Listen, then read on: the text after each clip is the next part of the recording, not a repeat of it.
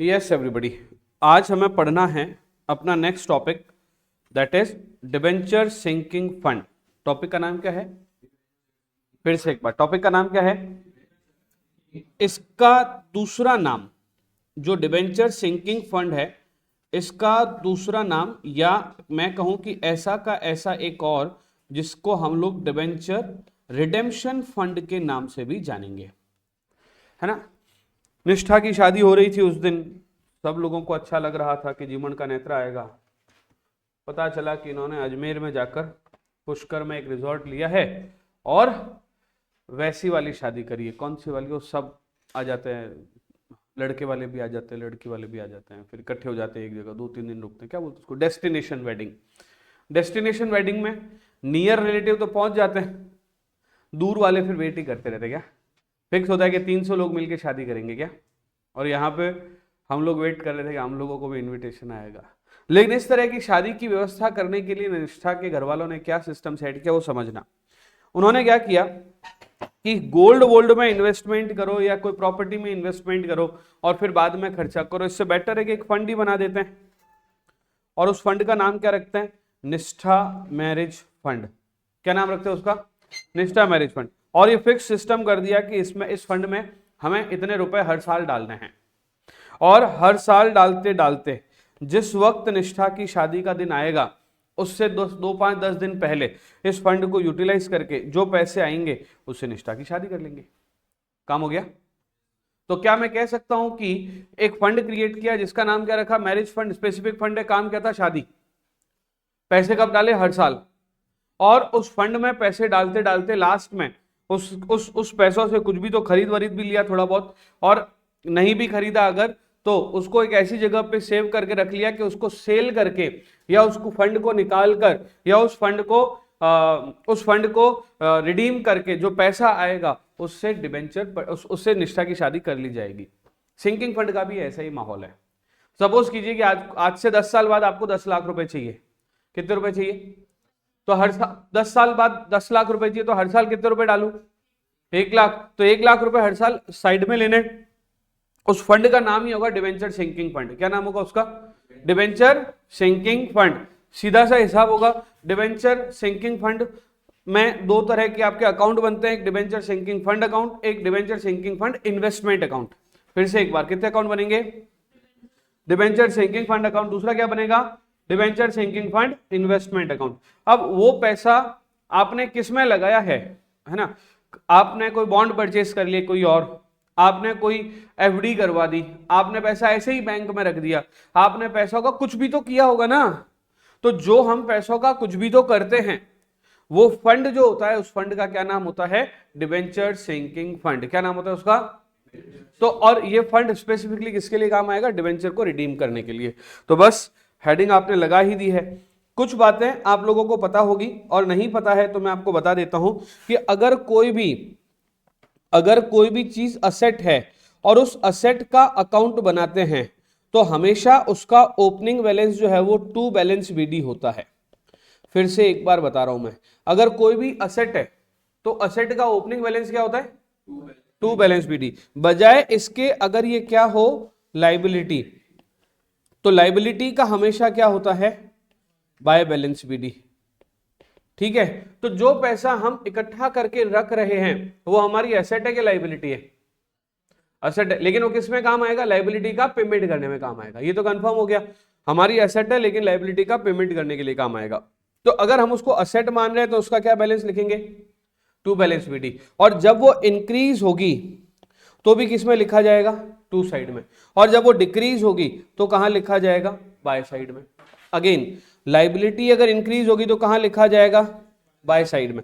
और डिक्रीज होगी तो कहां लिखा जाएगा? तो पहले आपको ये आइडेंटिफाई करना होगा कि डिबेंचर सिंकिंग फंड में अकाउंट कौन कौन से बनते हैं। दूसरे नंबर पे आपको सीधा लेजर बनता है, जनरल एंट्रीज नहीं होती है। दूसरे नंबर पे आपको आइडेंटिफाई करना होता है कि एसेट कौन है और लाइबिलिटी कौन है। असेट है तो कहां लिखेंगे? बाहर निकल जाओ सब लोग। असेट है तो कहां लिखेंगे? लाइबिलिटी तो कहां लिखेंगे? अगेन, अगर असेट इंक्रीज हो रही है तो कहां लिखेंगे? और असेट डिक्रीज हो रही है तो कहां लिखेंगे? साइमल्टेनियसली लाइबिलिटी इंक्रीज हो रही है तो कहां लिखेंगे? बाय साइड में। और लाइबिलिटी डिक्रीज हो रही है तो कहां लिखेंगे? टू साइड में। ये बात आपको अच्छे से समझ में आ गई। यहां पे आपको ये बात समझनी और ज्यादा जरूरी है कि अकाउंट कौन कौन से बनेंगे। तो 4 ही अकाउंट बनते हैं।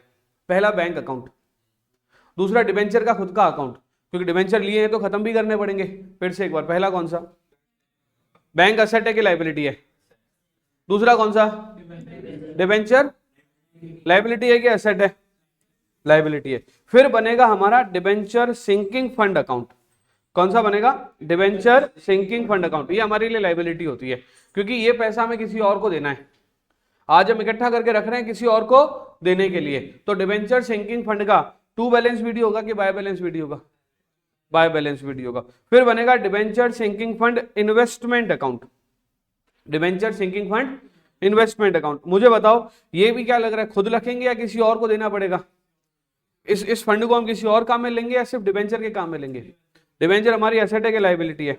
अगेन इसका भी कौन सा बैलेंस होगा? To balance. To to to to asset है तो टू, है ना? एसेट है तो टू। यस सर कि नो सर? इसी एसेट को बेचकर जो लाइबिलिटी है वो हम लोग वेव करने वाले हैं।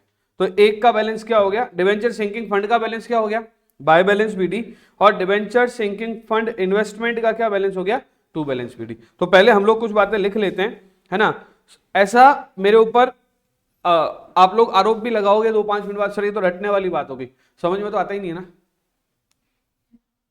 समझ रहे हो? तो हम क्या कर रहे हैं, मैंने इसके शॉर्टकट बनाए। इतिहास है कि जितने भी मैंने अपने अलावा जो बच्चे देखें, अपने से अलावा जो बच्चे देखें, वो मानते हैं कि चैप्टर ये वाला टॉपिक बड़ा टफ है, डिबेंचर सिंकिंग फंड नहीं समझ में आता है। मैंने एक शॉर्टकट बना लिया। शॉर्टकट बना लिया मतलब क्या है? टोटल मिला के सारे क्वेश्चंस ले लिए, है ना? टोटल मिला के जितने तरह के क्वेश्चंस आते हैं वो 8-10 तरह के क्वेश्चंस है, वो सारे ले लिए।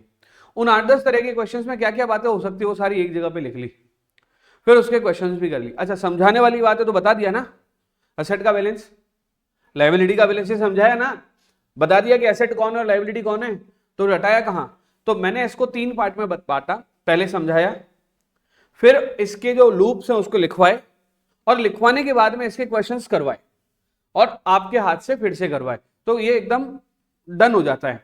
कुछ बच्चों को लगता है कि तो रटीज गया, तो बढ़िया है ना, एग्जाम में लिख लेना जाके। समझ रहे हो मेरी बात को? कुछ बच्चों को लगता है कि यार रटते रटते समझ में आ गया, और ज्यादा अच्छा है। और कुछ बच्चों को लायबिलिटी और एसेट का ऐसा पता होता है, अच्छा हमारी अकाउंट्स में हाथ टाइट है इसलिए हम यहाँ हैं। अगर हमारी अकाउंट्स अच्छी होती तो हम क्या कर रहे होते, है ना? हम लोग यहाँ पे हैं क्योंकि हमारी अकाउंट्स में हाथ टाइट है। यस कि नो? तो बस आइए और अपनी बातों को शुरू करने की लिखें, हेडिंग लगाएं डिबेंचर सिंकिंग फंड, और उसमें लिखें usually debenture sinking fund. Usually debenture sinking fund वाले क्वेश्चन में ऐसे लिखना है ना, यूजुअली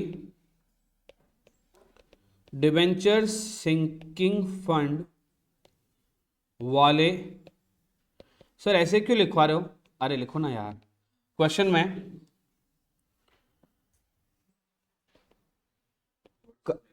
यस, कंपनी की बुक्स में, कंपनी की बुक्स में first debenture account, second debenture sinking fund account,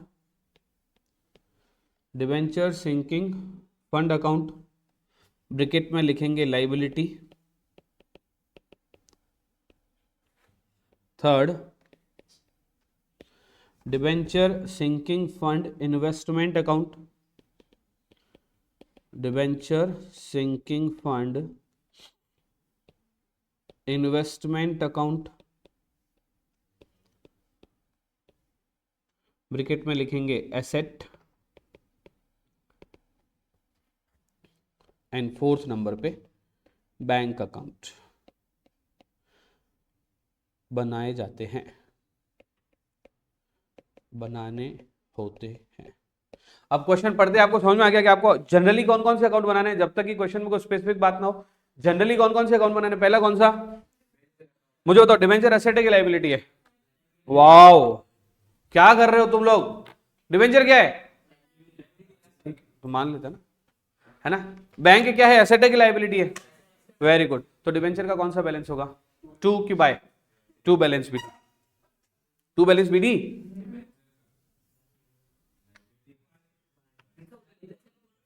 मैंने डिबेंचर का पूछा, डिबेंचर का कौन सा बैलेंस होगा, बाय बैलेंस बी डी। और बैंक का, वेरी गुड, डिबेंचर का होगा बाय बैलेंस बी डी, क्योंकि डिबेंचर क्या है हमारा, लायबिलिटी। और एसेट का होगा टू बैलेंस बी डी, क्योंकि एसेट क्या है, सॉरी बैंक का होगा टू बैलेंस बी डी, क्योंकि बैंक क्या है, यहां तक कोई दिक्कत कि नो दिक्कत, पक्का समझ में आ गया।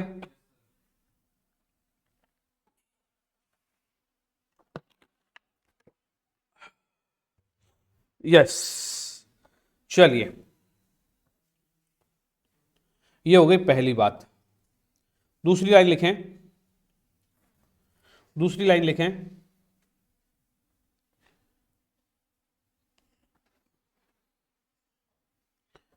in case where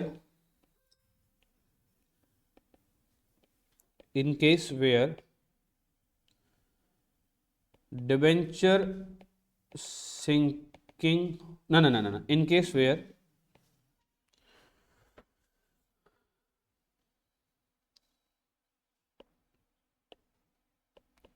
debenture redemption fund is mentioned, debenture redemption fund is mentioned in question, then अगर मान लीजिए कि क्वेश्चन में डिबेंचर सिंकिंग फंड की बजाय क्या लिखा हुआ है, डिबेंचर रिडेम्पशन फंड, तो समझना बात को, दो अकाउंट बनेंगे, दो मतलब सिंकिंग फंड की बजाय क्या बनेगा, डिबेंचर रिडेम्पशन फंड अकाउंट, ये भी क्या हो जाएगी, लायबिलिटी। और दूसरा क्या अकाउंट बनेगा, debenture redemption fund investment account, और ये क्या हो जाएगी, बोलना पड़ेगा, ये क्या हो जाएगी, एसेट्स। यस सर और नो सर, समझ में आई बात आपको। मतलब क्या मैं कह सकता हूं सिंकिंग फंड और रिडेम्पशन फिर एक जैसे होते हैं, सिर्फ किसका फर्क है, नाम का, सिर्फ किसका फर्क है, नाम का। अगर मान लीजिए सिंकिंग फंड लिखा हुआ है, क्या लिखा हुआ है, सिंकिंग फंड लिखा हुआ है तो सिंकिंग फंड अकाउंट बनाएंगे, रिडेम्पशन फंड लिखा हुआ तो कौन सा अकाउंट बनाएंगे, यस। नेक्स्ट लिखें note number 3, note number 3, the balance of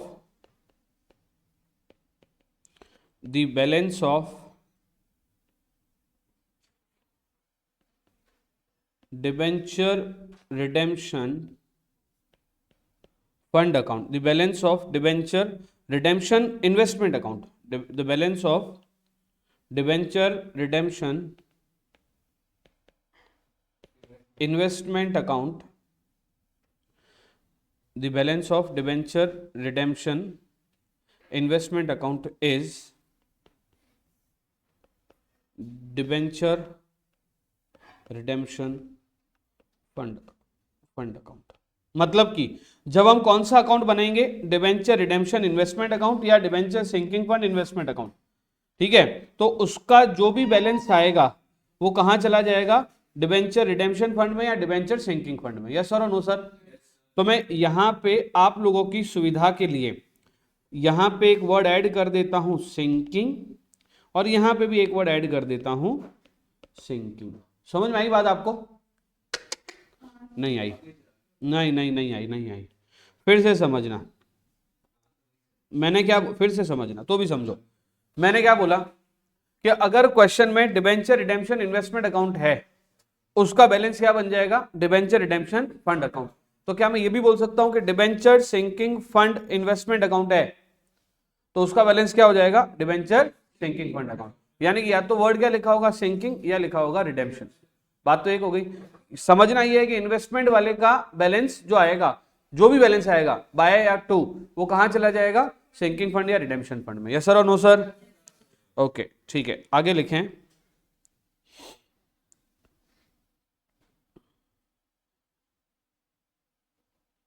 the balance of the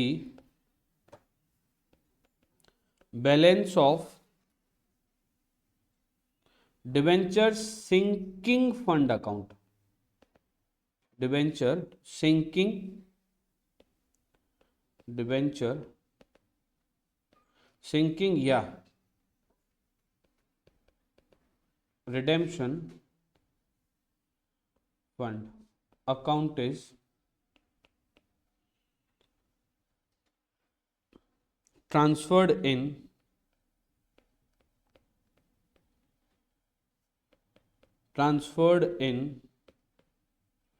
general reserve,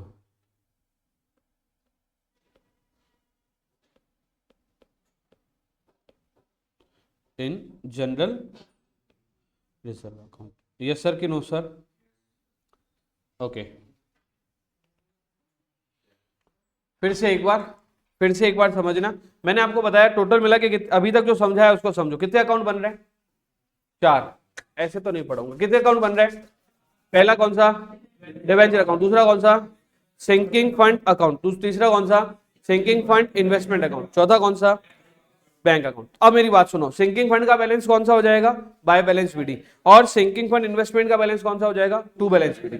अब इसको ऐसा समझो, अगर सिंकिंग फंड की बजाय रिडेम्पशन फंड लिखा होगा तो डिबेंचर रिडेम्पशन फंड का बैलेंस कौन सा हो जाएगा? By balance PD. और डिबेंचर रिडेम्पशन फंड इन्वेस्टमेंट का बैलेंस कौन सा हो जाएगा? मुझे बताओ, क्या मैं कह सकता हूं कि वर्ड इन्वेस्टमेंट आ गया मतलब एसेट है? तो याद रखने का तरीका हो गया, इन्वेस्टमेंट आ गया तो वर्ड क्या हो जाएगा? एसेट। अब इसका जो बैलेंस होगा, स्वाभाविक सी बात है, मैं आपसे एक बात पूछना चाहता हूं, जो पैसा हमने इकट्ठा किया वो डिबेंचर को रिडीम करने के लिए किया है, तो इसका जो बैलेंस है, जितना भी पैसा बचेगा वो कहां चला जाएगा? सिंकिंग फंड में। यानी कि सिंकिंग फंड इन्वेस्टमेंट से जो भी पैसा निकलेगा वो कहां चला जाएगा? सिंकिंग फंड में। ठीक है, अब और समझना बात को। अब जो सिंकिंग फंड का खुद का बैलेंस है, हेलो, किसका बैलेंस है? उसको भी तो बंद करना पड़ेगा। वो हमेशा किससे बंद होगा? जनरल रिजर्व से। कल याद है मैंने आपको एक वर्ड यूज किया था, डीआरआर को किसमें ट्रांसफर किया जाता है? जनरल रिजर्व में। तो सिंकिंग फंड को भी किसमें ट्रांसफर किया जाएगा? अरे भैया, डीआरआर का क्या मतलब था? Debenture redemption reserve. उसको भी कहां ट्रांसफर किया था? और ये भी तो सेम ही है, डीआरआर जैसा ही है। मतलब अल्टीमेटली इस पैसों से हम क्या करने वाले हैं? रिडेम्पशन। तो इसको भी कहां ट्रांसफर करना पड़ेगा? जनरल रिजर्व में। लिखें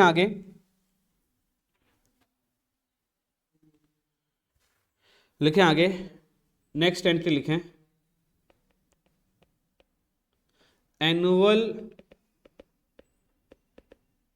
contribution to sinking fund, annual contribution to sinking fund, annual contribution to sinking fund, journal entry will be profit and loss appropriation account debit, profit and loss appropriation account debit. इसके bracket में लिख देना annual contribution. क्या लिखेंगे आप लोग?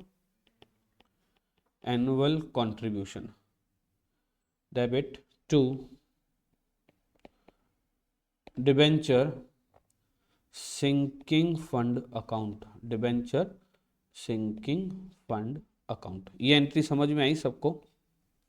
बोलो yes sir कि no sir? Okay.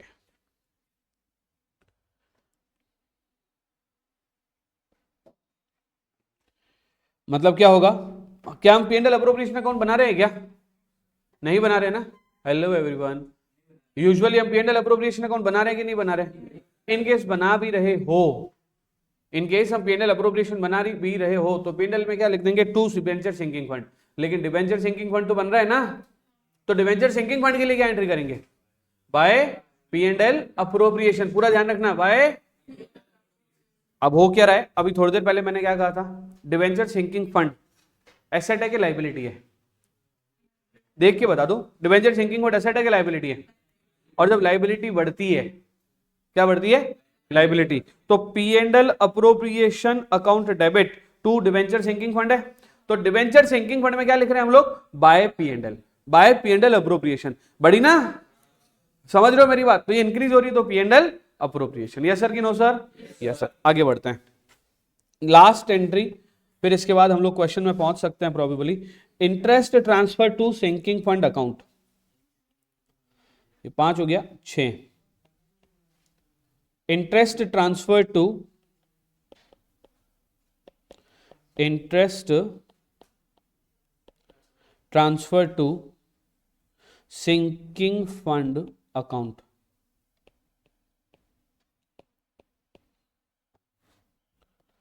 Debenture sinking fund investment account debit, debenture sinking fund investment account debit to debenture sinking fund account. मेरा ये मानना है कि ये जो सिंकिंग फंड है, मैं एक फैक्ट बता रहा हूं आप लोगों को, व्हेन आई वाज स्टडिंग मुझे नहीं समझ आया था। जब मैं खुद पढ़ रहा था ना तो मुझे पता ही नहीं चला था एक्चुअली, ये तो पढ़ाने के लिए पढ़ा तब समझ आया मेरे को।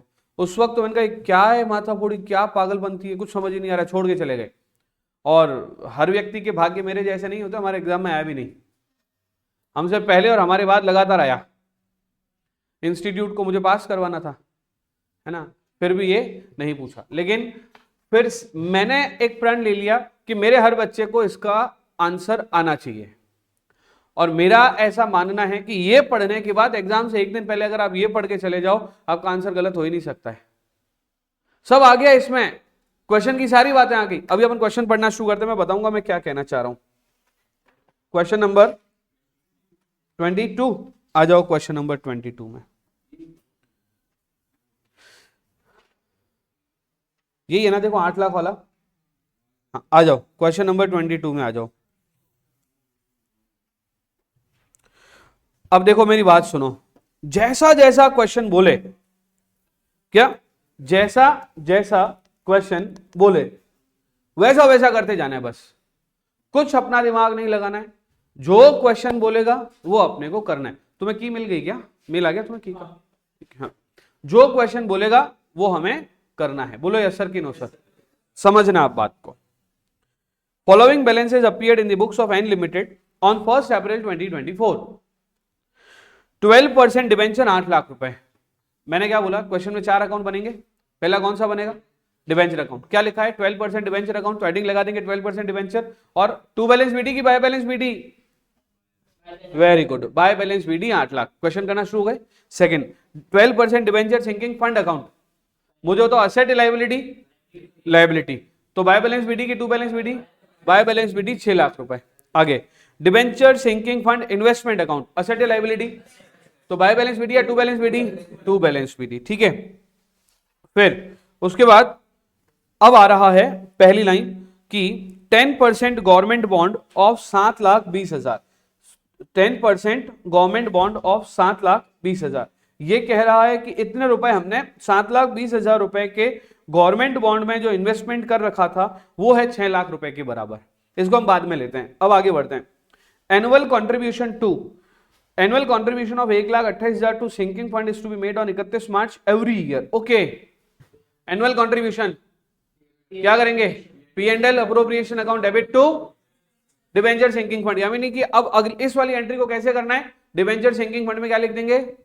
By P and L appropriation. मुद्दा एंट्री नहीं लिखनी है, सीधा क्या लिख देना है? By P and L appropriation. On 31 March 2025 the balance was rupees, ये रुपीज है, आपकी बुक में देख लेना रुपीज ही होगा, नहीं तो रुपीज कर लेना, 4 lakh after receipt of interest. ठीक है, company sold 80% of 80% investment at 80%। इन्होंने बोला कंपनी ने इन्वेस्टमेंट 80% पर बेचा। एक काम कीजिए, एक काम कीजिए, इन्वेस्टमेंट है कितना? 7,20,000। अरे गवर्नमेंट बॉन्ड में इन्वेस्टमेंट कर रखा है ना पैसों को। Hello hello hello hello hello, 7,20,000 government bond है, वो डिवेंचर सिंकिंग फंड इन्वेस्टमेंट वाला पैसा उसी में डाल रखा है। तो लगाओ 7,20,000, 7,20,000 इंटू 80%, 5,76,000 में इन्वेस्टमेंट बेच दिया। जो डिबेंचर सिंकिंग फंड इन्वेस्टमेंट है ना, किसमें कर रखा था? गवर्नमेंट बॉन्ड में। मार्केट रेट क्या थी? 7,20,000। बॉन्ड की मार्केट रेट देखो 7,20,000 लिखी हुई है। मार्केट रेट क्या थी? 7 लाख। या बुक वैल्यू क्या थी? सॉरी, बुक वैल्यू क्या थी? 7,20,000। हमने बेचा कितने में? 5,76,000 में। ये पैसे आ गए। तो एक बात मुझे बताओ, एंट्री क्या होगी? Bank account debit to government bond. पैसे आए तो bank account debit to government. अब ये गवर्नमेंट बॉन्ड है या फिर डिबेंचर सिंकिंग फंड इन्वेस्टमेंट है? हमारे लिए डिबेंचर सिंकिंग फंड इन्वेस्टमेंट है। तो डिबेंचर सिंकिंग फंड इन्वेस्टमेंट में लिखेंगे बाय बैंक। ये वाली बात नहीं समझ में आई? फिर मुझे क्या पता, मैं तो बताऊंगा, एक बार फिर से बताऊंगा। एक बार जाओ क्वेश्चन में देखो, यहां पे लिखा हुआ है debenture sinking fund investment account. ये पूरी एक ही बात है, ठीक है। कितने रुपए डाल रखे हैं? 6 लाख। लेकिन ये पैसा किस में डाल रखा है? Government bond. किस में डाल रखा है? गवर्नमेंट बॉन्ड में। ये वाले गवर्नमेंट बॉन्ड 7,20,000 के थे, इसको बेचा। लेकिन ये गवर्नमेंट बॉन्ड के नाम से नहीं थे, किसके नाम से थे? डिबेंचर सिंकिंग फंड इन्वेस्टमेंट के नाम से। ब्रैकेट में वाली गवर्नमेंट बॉन्ड लिख दो। तो जब बेचा तो पैसे आए, तो bank account debit to debenture sinking fund investment, to debenture sinking fund investment. तो 7,20,000 के थे, 80% वसूल हुए। तो लिखो 7,20,000 इंटू 80%, 5,76,000। ये लिख देंगे बाय बैंक। और फिर जो भी बैलेंस होगा इधर उधर ट्रांसफर करके क्वेश्चन खत्म। किसके लिए? अलग बना ही नहीं रहे ना, बना ही नहीं रहे ना, ठीक है। चलो हम लोग प्रॉफिट और लॉस के लिए सिंकिंग फंड बना रहे हैं। क्या बना रहे हैं? प्रॉफिट और लॉस के लिए क्या बना रहे हैं? तो जो भी पैसा लास्ट में ट्रांसफर, पीएनएल जैसा नेचर होता है सिंकिंग, पीएनएल जैसा नेचर होता है जनरल रिजर्व का। तो ये सारा पैसा अल्टीमेटली जनरल रिजर्व में जाएगा। लेकिन जनरल रिजर्व में कहां से जा रहा है? सिंकिंग फंड से। तो जो लॉस होगा इसको भी कहां से बुक करेंगे? सिंकिंग फंड से। और जैसे एक दो क्वेश्चन करेंगे तो तुम्हारा क्लैरिटी आ जाएगी। जो तुम बोल रहे हो अकाउंटिंग कॉन्सेप्ट, जैसे ये बात उसी के दिमाग में है कि जिसके अकाउंट थोड़ी बहुत ठीक है, तो तुम्हारे दिमाग में है क्योंकि तुम्हारे अकाउंट थोड़ी बहुत ठीक है। तो वो अभी वो क्लैरिटी में लाऊंगा सारी, है ना। चलो बोले सर जिनकी नहीं है वो तो है ही हमारे साथ। तो यस, आ जाओ शुरू करें क्वेश्चन करना। चलो मेरे साथ साथ आंसर लिखेंगे और देखना मेरी बात को सब लोग गौर से समझना कि कोई भी व्यक्ति, कोई भी पर्सन आपके पास आंसर भले ही हो लेकिन उधर मत देखें, ताकि तुम्हारा खुद का दिमाग काम करे। इसको देखते देखते, स्क्रीन को देखते देखते तुम्हारा खुद का दिमाग काम करे, राइट। अगर मान लीजिए तुमने अगर स्क्रीन पे देखने की बजाय अपने आंसर बुक में देखना शुरू कर दिया तो तुम्हारा दिमाग वैसे नहीं चलेगा जैसे मैं चलवाना चाह रहा हूं। तो तुम्हें वैसे सोचना है जैसे मैं सोचवाना चाहता हूं, ठीक है। आओ भैया लिखें in the books of, in दी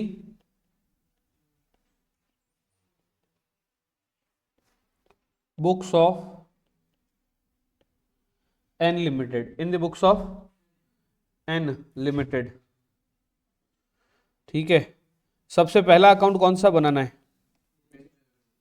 12% है, 12% डिबेंचर, 12% डिबेंचर अकाउंट है ना। बाय बैलेंस बीडी, इसमें दो ही फिगर आएंगे, डिबेंचर और उसका डायरेक्ट पेमेंट। इसमें दो ही फिगर आएंगे, डिबेंचर और उसका डायरेक्ट पेमेंट। तो लिख दे बाय बैलेंस बीडी। कितने रुपए हैं? 6 लाख, 8 लाख, 8 लाख, ठीक है। बाद में इसको बंद ही करना रहेगा बस। उसके बाद क्या बोलते हैं इसको? डिबेंचर सिंकिंग फंड है, 12% डिबेंचर सिंकिंग फंड अकाउंट। तो लिख दिया मैंने 12% debenture sinking fund account, 12% debenture. इसमें करीब करीब 4-5 एंट्रीज आएगी, तो इसको 5 लाइन तक का तो कम से कम बना ही लीजिए, ठीक है। फिर 12% डिबेंचर सिंकिंग फंड इन्वेस्टमेंट या debenture sinking investment fund account. Debenture sinking यानी कि सिंकिंग के लिए हमने जो इन्वेस्टमेंट कर रखा है वो वाला अकाउंट। ठीक है, यहां पे लिखना है, ऊपर तो क्या लिखना है, बाय बैलेंस बीडी कितना था ये बताओ तो एक बार, 6 लाख। और यहां पे भी to balance BD debenture sinking fund investment account, ये भी कितना था, लेकिन ये इन्वेस्टमेंट कर किस में रखा था वो देखो तो एक बार, किस में कर रखा था, गवर्नमेंट बॉन्ड में। और गवर्नमेंट बॉन्ड की फेस वैल्यू क्या थी, 7,20,000। बोलो यस सर कि नो सर। ओके आगे बढ़े, इतना साइज है क्या यार, 1 मिनट कही रे। हाँ लास्ट बनेगा हमारा बैंक अकाउंट, बस 4 ही अकाउंट बनाने। करें शुरू। बैंक का बैलेंस क्या दे रखा है, कितना दे रखा है,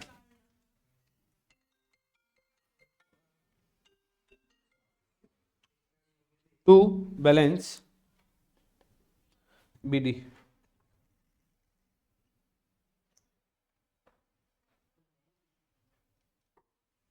यहां पे एक लाइन और लिखी हुई है, बैलेंस एट बैंक। क्वेश्चन देखो एक बार, balance at bank is 4 lakh, लेकिन यहां आगे एक लाइन क्या लिखी, after receipt of interest, interest मिलने के बाद, इंटरेस्ट मिलने के बाद। तो इनका कहना है कि क्योंकि ये इंटरेस्ट मिलने के बाद का बैलेंस है तो एक्चुअल बैंक का बैलेंस जो है वो कितना रहेगा, तो वो समझना। था कितना हमारा, बोलो एक बार, था कितना हमारा, 4 लाख। मुझे बताओ इंटरेस्ट का अमाउंट है कितना, इंटरेस्ट का अमाउंट है कितना, 12%। बोलो यार 12%। और मैं आपसे पूछना चाह रहा हूं कि 12% सिंकिंग फंड इन्वेस्टमेंट जो 12% है 6 लाख रुपए का है और कितना मिल रहा है 12%, तो 6 लाख का 12% करो, या फिर गवर्नमेंट बॉन्ड की वैल्यू 7,20,000 है उसका 10% करो, बात दोनों बराबर है। तो देखा जाए तो बैलेंस जो है वो मिलेगा आफ्टर जो है वो 72,000। तो हमारे पास 2 ऑप्शन है, चुपचाप से सीधा ही 4 लाख लिख दो, कोई बात नहीं, ऑप्शन नंबर 1। दूसरा ऑप्शन क्या है, इधर तो लिखो 3,28,000, ठीक है, और फिर लिखो इधर to interest on sinking fund, to interest on sinking fund 72,000। दोनों सेम ही बात है कि अलग अलग बात है, लेकिन क्योंकि इंटरेस्ट ऑन सिंकिंग फंड हमें मेंशन करना होता है इसलिए हम टू बैलेंस बीडी 3,28,000 लिख रहे हैं। मुद्दा समझ में आया। मान लो क्वेश्चन में गलती से अगर आपने 4 लाख लिख दिया तो कोई फर्क नहीं पड़ेगा, तो कोई फर्क नहीं पड़ेगा, लेकिन अलग से मेंशन करना इसलिए जरूरी है क्योंकि बैलेंस तो 4 लाख है लेकिन उसमें से 72,000 किसके हैं, इंटरेस्ट के, तो वो हमें मेंशन करना है।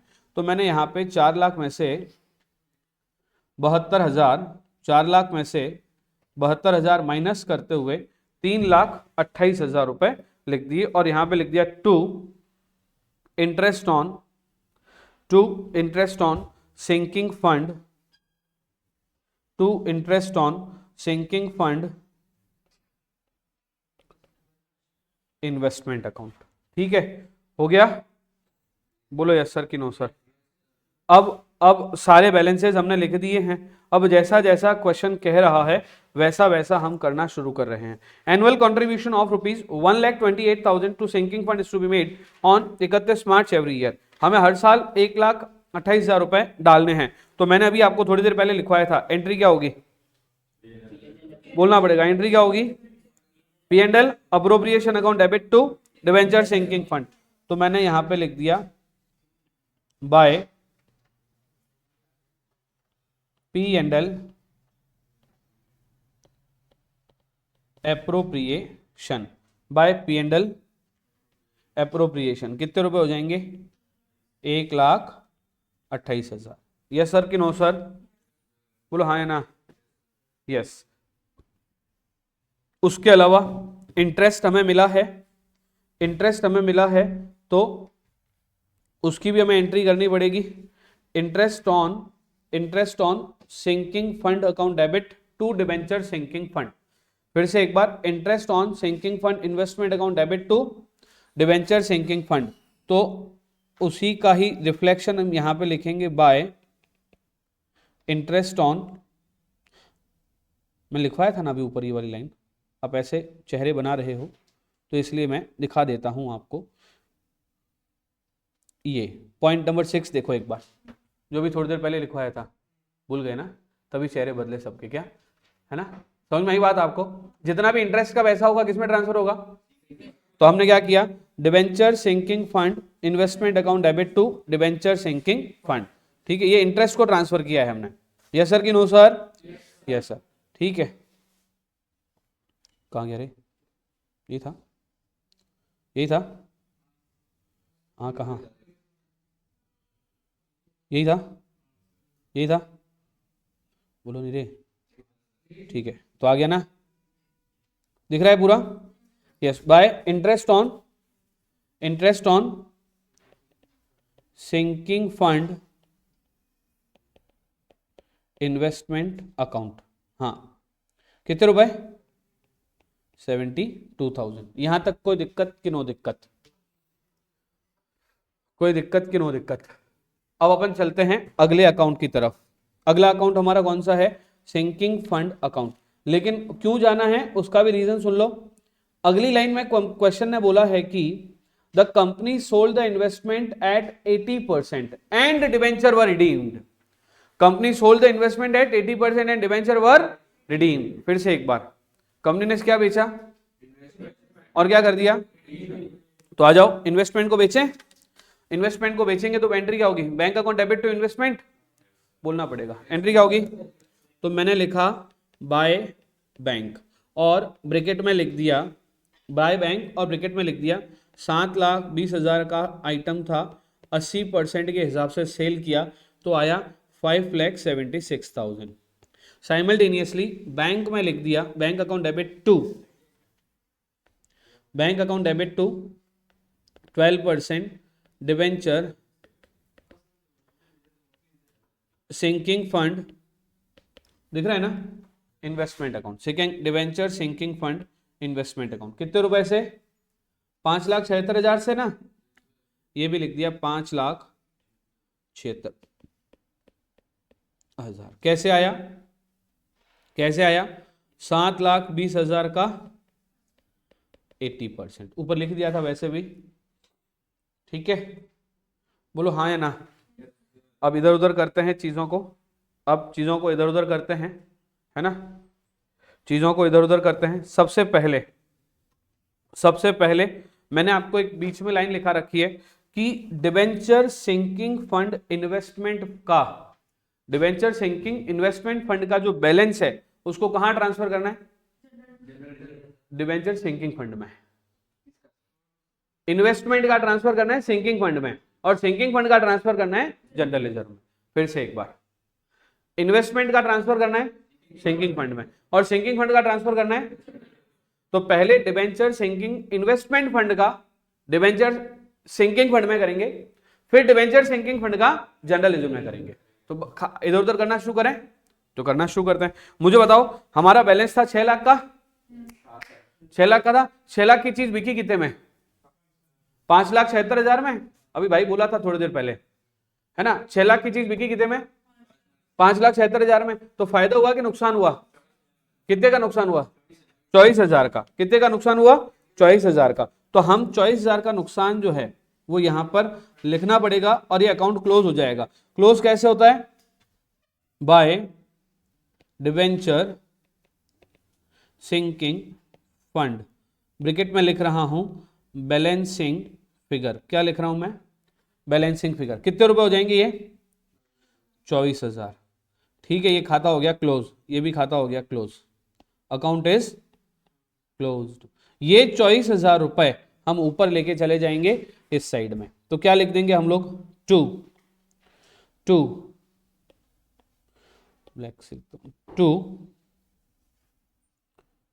Debenture sinking fund investment account loss transfer. कितने रुपए से, 24,000 से। मुझे बताओ है या खत्म हो गया, और कुछ है क्या बातें। तो जब ये खत्म करते हैं तो सिंकिंग फंड को कैसे क्लोज करना है, जनरल रिजर्व से, तो to general reserve balancing figure.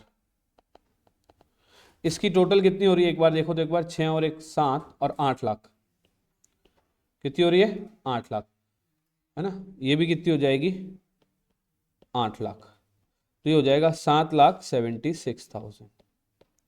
दोनों अकाउंट क्लोज हो गए। मेरी बात सुनो, अगर सिंकिंग फंड और सिंकिंग फंड इन्वेस्टमेंट क्लोज हो जाते हैं तो हमारा आधा काम हो गया। अब सिर्फ डिबेंचर को बेचना है और बैंक को क्लोज करना है। डिबेंचर को बेचेंगे तो बैंक में पैसा जाएगा, बोलो ना यार। डिबेंचर को बेचेंगे तो बैंक से पैसा आएगा कि नहीं जाएगा, तो बैंक से पैसा बेचते हैं अभी, तो डिबेंचर को बेचते हैं। आ जाओ डिबेंचर अकाउंट में, debenture account debit to bank. कितने रुपए के थे, तो देने भी कितने पड़ेंगे, इसको भी क्लोज कर दिया। अब बैंक में आ जाते हैं, bank account debit to debenture, bank में बाय डिबेंचर, सॉरी बाय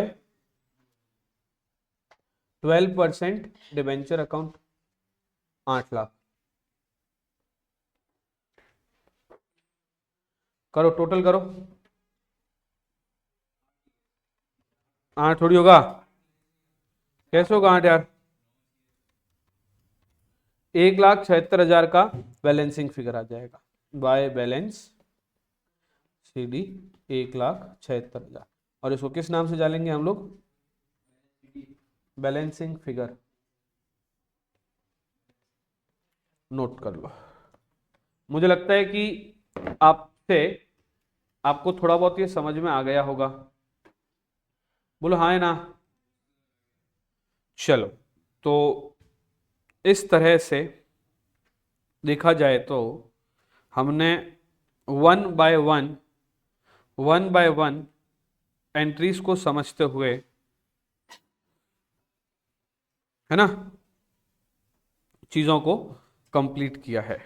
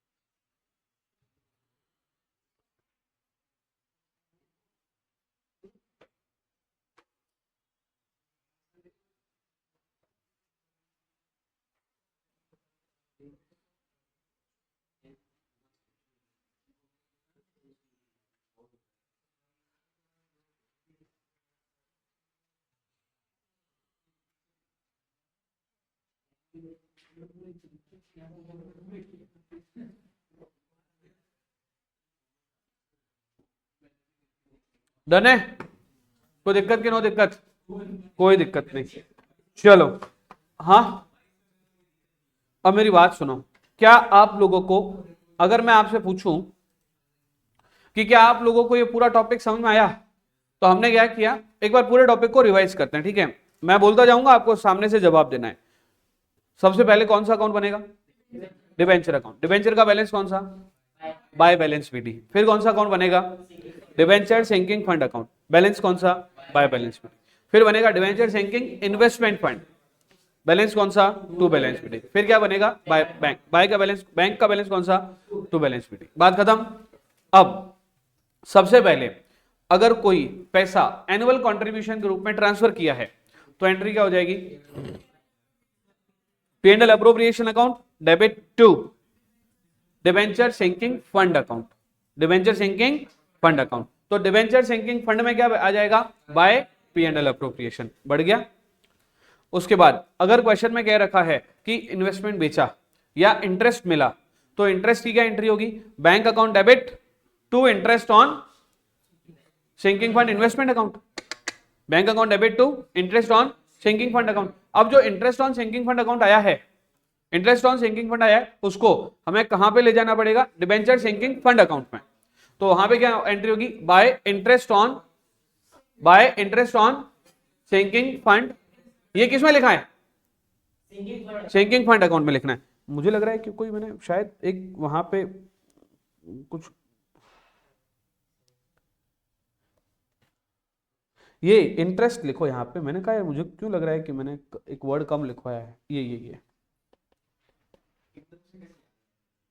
अरे मैं मतलब अभी लगा कि मेरे को उधर दिखा नहीं था, है ना। तो आप सोचो एक बार, आपने मेरे को आइडेंटिफाई नहीं करा भैया, इंटरेस्ट लिखा ही नहीं वर्ड, तो आपने इंटरेस्ट वर्ड लिखा था क्या, तुम्हारे नहीं यहां भर रहे हो क्या, ये तो आपका सवाल होना चाहिए।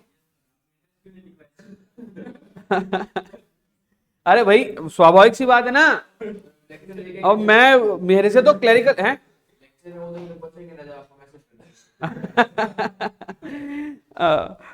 अभी नोट कर लेना, ठीक है, ओके।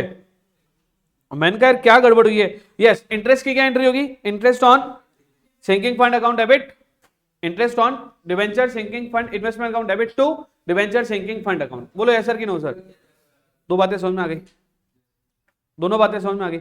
सर ये तो ऐसा लग रहा है कि हमने पहले इंटरेस्ट रिसीव किया और फिर इंटरेस्ट को P&L में डाल दिया। हाँ यही तो हुआ है, हमने पहले इंटरेस्ट रिसीव किया और इंटरेस्ट को डिबेंचर सिंकिंग फंड में डाल दिया। अल्टीमेटली डिबेंचर सिंकिंग फंड का पैसा कहां जाना है, जनरल रिजर्व में, और जनरल रिजर्व और P&L अकाउंट सेम नेचर के होते हैं। फिर से एक बार है ना, फिर से एक बार, अगर मैं जनरली एंट्री पूछूं इंटरेस्ट की, मैंने तुम्हें 10 लाख रुपए दे रखे तो तुमने मुझे ब्याज दिया, है ना, मैंने इन्वेस्टमेंट करवा रखा था तुम्हारे यहाँ पे 10 लाख एफडी, और तुमने मुझे 80,000 का ब्याज दिया साल का 80,000, तो मैं क्या कहूंगा, bank account debit to interest on FD.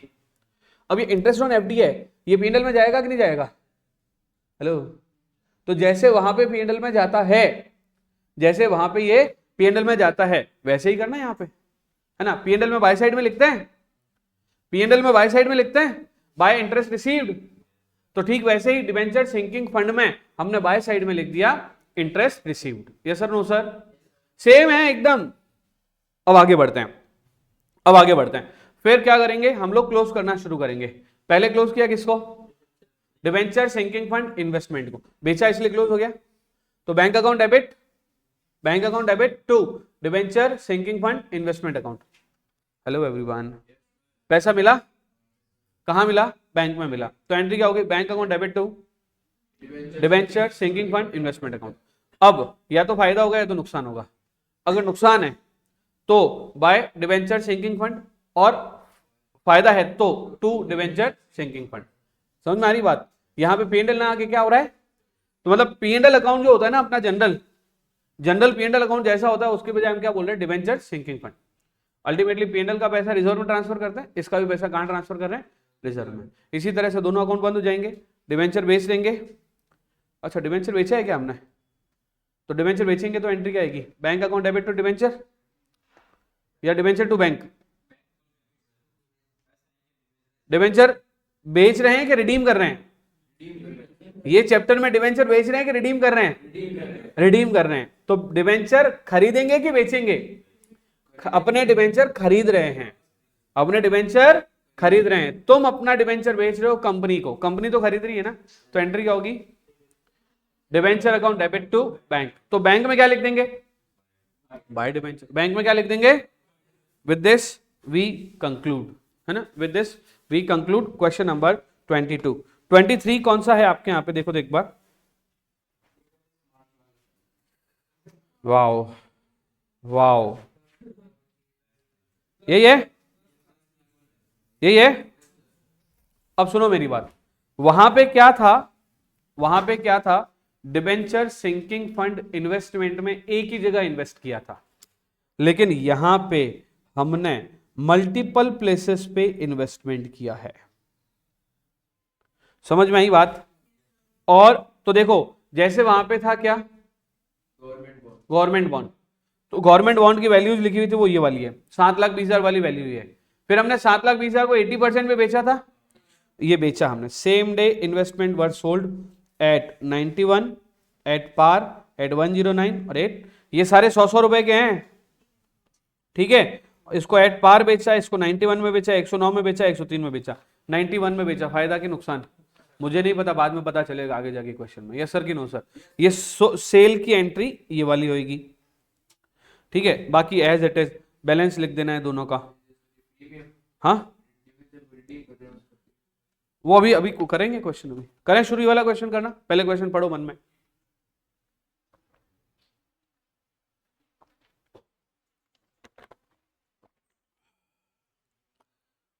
Question को पढ़ो।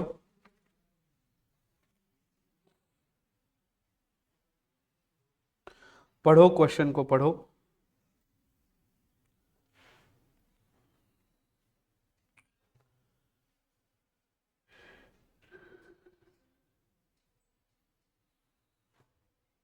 यस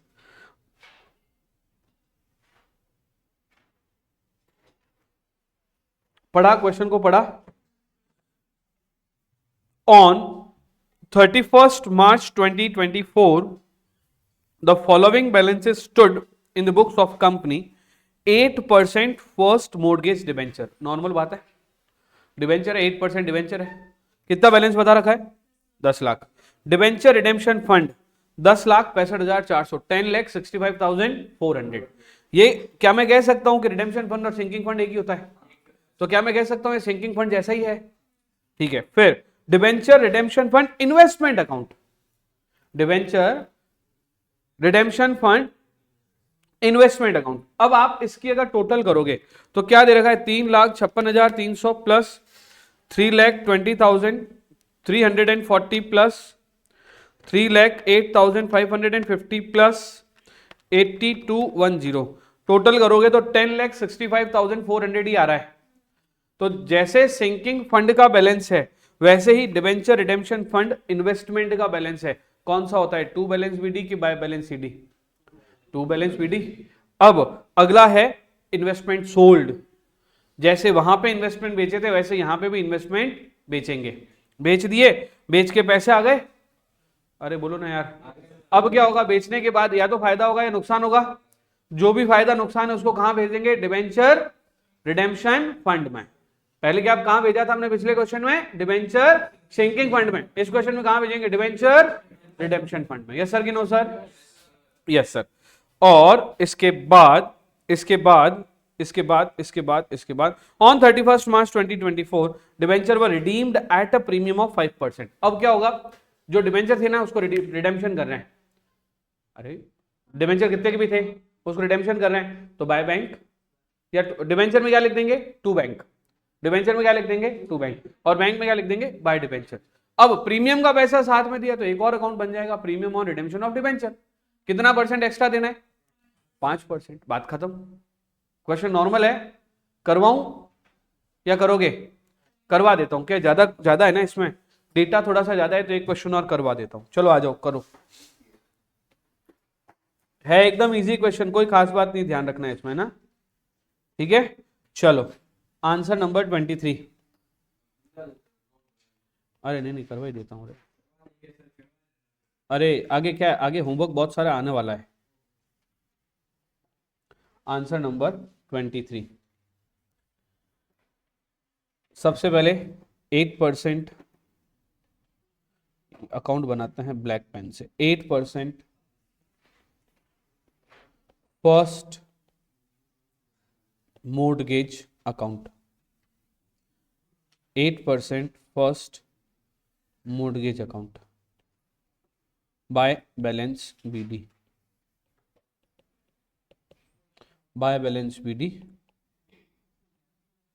10 लाख, ठीक है। फिर बनेगा प्रीमियम ऑन रिडेम्पशन अकाउंट, ठीक है, प्रीमियम ऑन रिडेम्पशन अकाउंट, ये तो बात की बात है, ठीक है। फिर बना दिए ना दोनों अकाउंट, एक एक दो दो एक एक लाइन के बनेंगे, ध्यान रखना है ना। बढ़ू आगे, ओके आगे जाएंगे तो बनेगा डिबेंचर रिडेम्पशन फंड अकाउंट, ठीक है। डिबेंचर, सर इसका मतलब ये हुआ कि इतनी देर से जो हम सिंकिंग फंड चिल्ला रहे थे वो अब क्या बन गया, रिडेम्पशन फंड। तो सर ये दोनों एक ही होते हैं क्या? हाँ सर ये दिखने में एक जैसे होते हैं या होते भी एक जैसे ही हैं? सेम ही होते हैं सर, नाम का फर्क है, उसके अलावा कुछ नहीं। क्या लिखूं, by balance BD, by balance BD, कितना लिखूं बाय बैलेंस बीडी बताओ जरा? 10 लाख, 10,65,400, ठीक है, बोलना पड़ेगा, ठीक है। Okay okay okay okay okay okay yes. उसके बाद क्या लिखूं मैं, डिवेंचर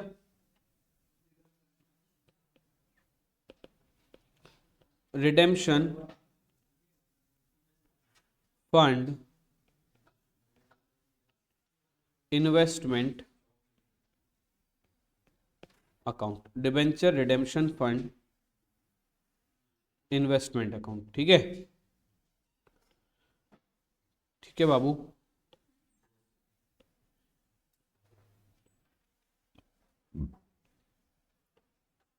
क्या लिखो, टू बैलेंस बीडी या बाय बैलेंस बीडी?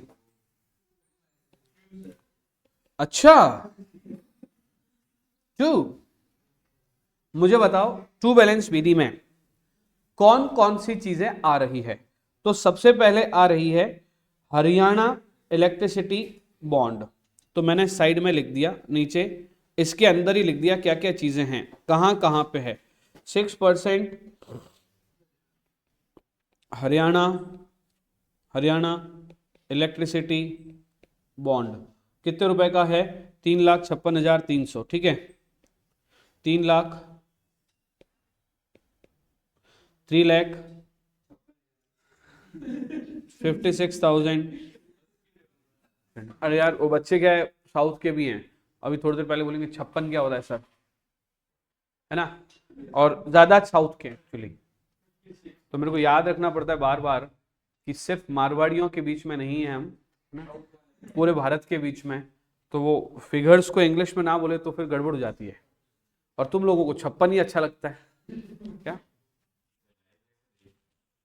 रिकॉर्डेड जैसे आप लोग देख रहे हो वैसे ही। 3,56,300, हाँ ज्यादा साउथ के, उड़ीसा कटक, हाँ साउथ, हाँ इसमें अपने हमारे वो जो बड़ा वाला ग्रुप है उसमें आप देखना, उसमें +1 और यूएस के बच्चे भी हैं, हाँ दुबई के बच्चे भी हैं, हाँ अब प्लस, दुबई का क्या है प्लस, दुबई का कोड क्या है, क्या क्या, ये क्या बोल रहा है, क्या बोल रहा है श्वेत? नहीं नहीं, इंडिया के बच्चे जो वहां है, पागल आदमी क्या कर रहा है, अरे गैले इसको अब पूरा समझाना पड़ेगा।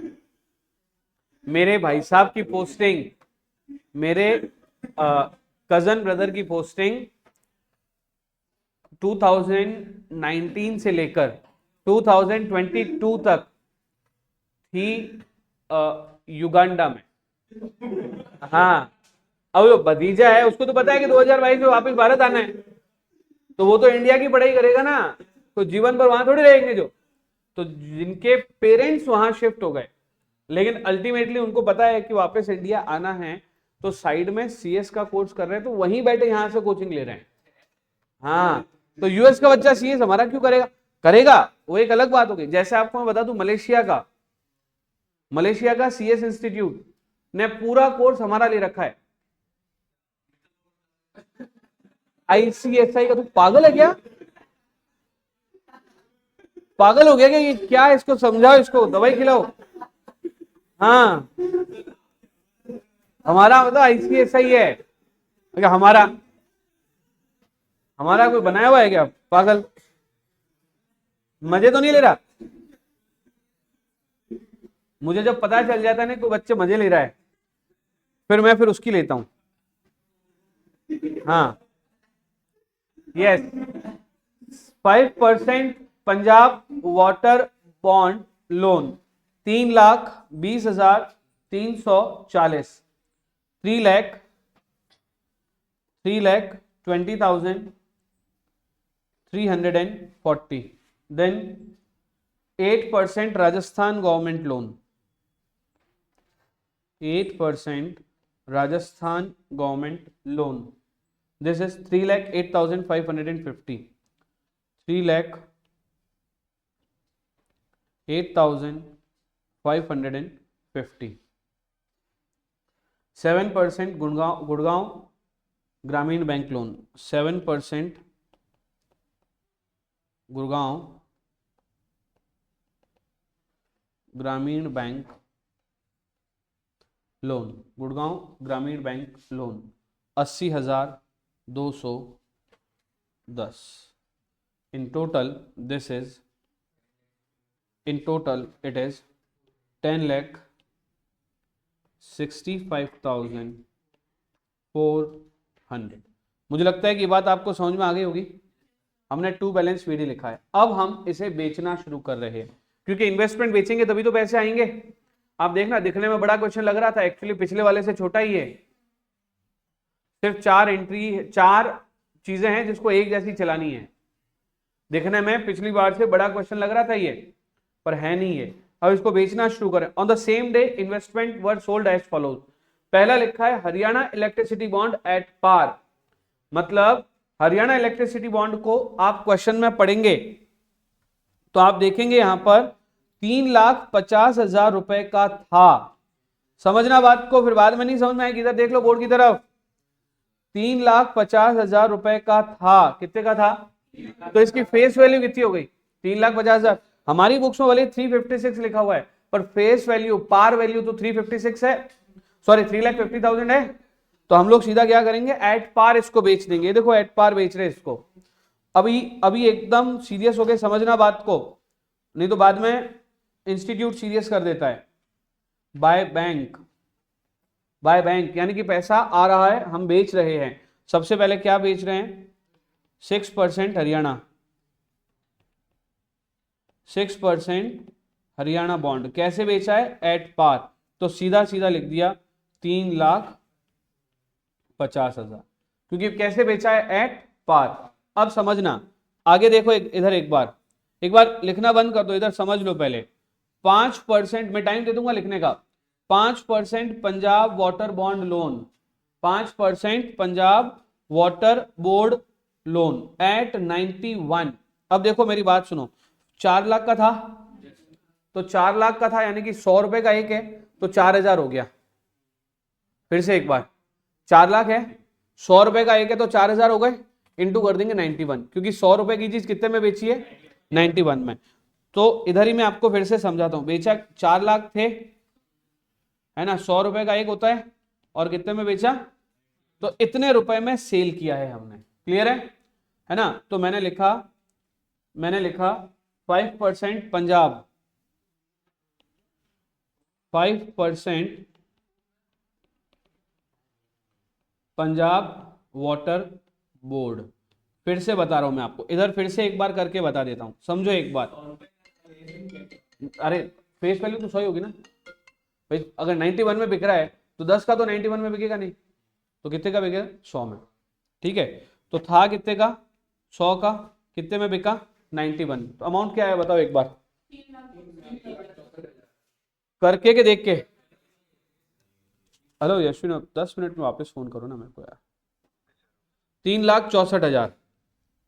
क्या बोला मैंने? 3,64,000। यस सर कि नो सर? Yes sir. अब आगे बढ़ते हैं। 8% Rajasthan government loan, 8% Rajasthan government loan. मुझे बताओ राजस्थान गवर्नमेंट लोन के बारे में देखो एक बार। इधर देखो कितने में बेच रहे हैं? 109 में। देखो थे कितने के? 3 लाख के। तो समझना बात को, राजस्थान गवर्नमेंट लोन 3 लाख का था, 100 रुपए वाला फेस वैल्यू कितने में बेचा? 109 में। समझ में आई बात आप लोगों को? मुझे लग रहा है नहीं आ रही है समझ में आप लोगों को। यार ये गगन क्या हो रहा है तुम्हारे साथ? नहीं आ रहा है ना? तो ऐसे बोलो ना यस सर। डांट क्यों रहे हो मुझे? हाँ 3 lakh, sorry 3 lakh divide by 100 रुपए एक है, कितने में बेचा? 109। कितने रुपए हो गए? 3,27,000। 9 या 27, ठीक है। देख के कि करके? करके। लास्ट वाला गुड़गांव ग्रामीण बैंक लोन कितने में बेच रहे हैं? 103 में, ठीक है। तो देखो एक बार, गुड़गांव ग्रामीण बैंक लोन 103 में बिक रहा है, ठीक है कितने का? 80,000 का, ठीक है। 7% गुड़गांव ग्रामीण बैंक, क्या लिख रहा हूं मैं? 80,000, बोलो ना। 80,000 डिवाइड बाय क्या करूं? 100 मल्टीप्लाई बाय क्या करूं? 103। कितना हो जाएगा? 82,400, ठीक है। डन है। अब क्या? 80,000। आगे देखो, आगे आगे आगे आगे देखो। 80,000 वाला 80,210 की हमारे बुक में लिखा हुआ था, अचानक से जागृत हुआ है ना? ठीक है 82,400, ठीक है। और तो कुछ है नहीं इसमें, है ना? टोटल करो इसकी, इधर वाले की टोटल करो पहले। 11,23,400। ध्यान रखना पिछली बार नुकसान में बेचे थे, पिछला क्वेश्चन नुकसान में बेचा था, ये क्वेश्चन फायदे में बिक रहा है। तो भी कहां जाएगा? डिबेंचर रिडेम्पशन फंड या सिंकिंग फंड? एक ही बात है, यहां पे रिडेम्पशन है तो रिडेम्पशन लिखा है, तो यहां पे क्या लिखेंगे? To debenture redemption fund. कितना हो गया? 58,000। तो देखो इधर ऊपर चला जाता हूं मैं और लिख देता हूं to by debenture redemption investment fund 58,000। तो इसकी टोटल हो जाएगी 11,23,400। यस सर कि नो सर? यस सर कि नो सर? अब इन्होंने कहा कि ये जो पैसा है, ये पैसा हम जो डिबेंचर का पैसा दे रहे हैं, और यार कोई बात नहीं, हम जो डिबेंचर का पैसा दे रहे हैं वो प्रीमियम पे दे रहे हैं। कैसे दे रहे हैं? प्रीमियम पे। तो आ जाइए पहले डिबेंचर को सेटल कर देते हैं। 8% मोर्गेज टू बैंक कितने रुपए? 10 लाख टोटल। लेकिन प्रीमियम ऑन रिडेम्पशन में टू बैंक चला जाएगा 5% है ना, 50,000, ठीक है।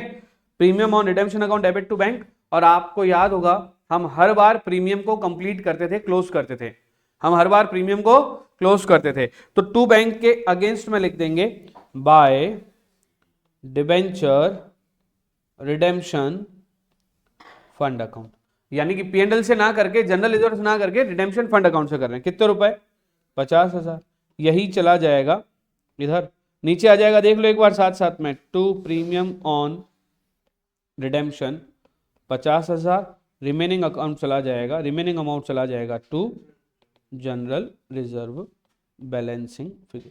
और सर अपन ने बैंक अकाउंट तो बनाया ही नहीं, इसमें आवश्यकता नहीं लगी, नहीं बनाया, बना सकते थे, बनाते तो भी चल जाता। बैंक का बैलेंस दे रखा है क्या आपको? टू बैलेंस विधि दे रखा है बैंक का, इसीलिए नहीं बनाया, है ना? अगर बना भी लेते तो टू बैलेंस विधि हमारे पास था नहीं, है ना? और क्वेश्चन में लिख रखा है इंपोर्टेंट अकाउंट बनाओ, तो इंपोर्टेंट अकाउंट हमारे लिए 4 ही थे, हमने 4 बना लिए, ठीक है। जनरल रिजर्व में कितना चला जाएगा? 10,73,000 73,400। चेक कर लो एक बार, आंसर नहीं देखना है।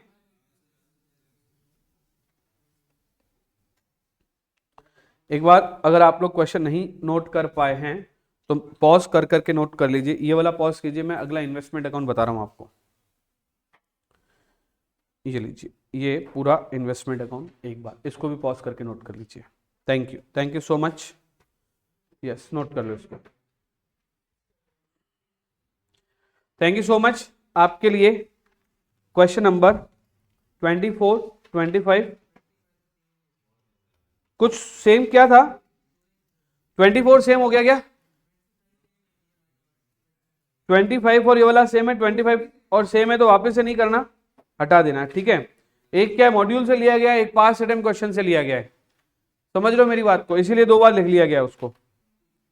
और टाइप करने वाले ने भी ध्यान नहीं दिया, मैंने भी ध्यान नहीं दिया, ठीक है। फिर क्वेश्चन नंबर 26 होमवर्क, 27 होमवर्क,